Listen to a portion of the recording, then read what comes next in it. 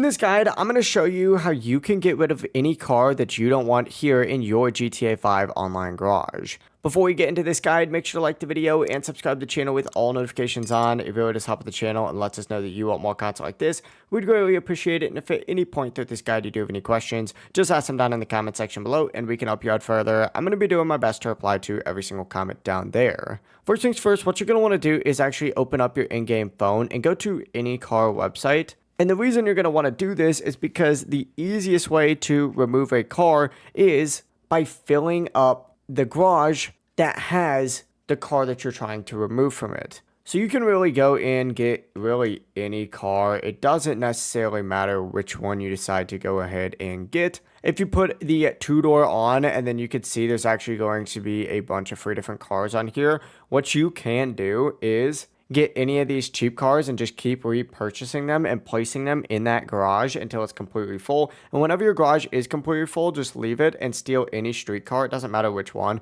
Just grab any car off the street and drive that car into your garage, and you'll see a message saying the garage is full. Just click OK and choose whatever car you want to get rid of permanently. The street car will end up replacing that, and the car that you selected will be completely removed from the garage. It really is as simple as that. If you guys did have any questions, just ask them down in the comment section below and we can help you out further. I'm going to be doing my best to reply to every single comment down there. Before you do leave this guide, make sure to like the video and subscribe to the channel with all notifications on. It really just helps us out. Have a great rest of your day though. Peace.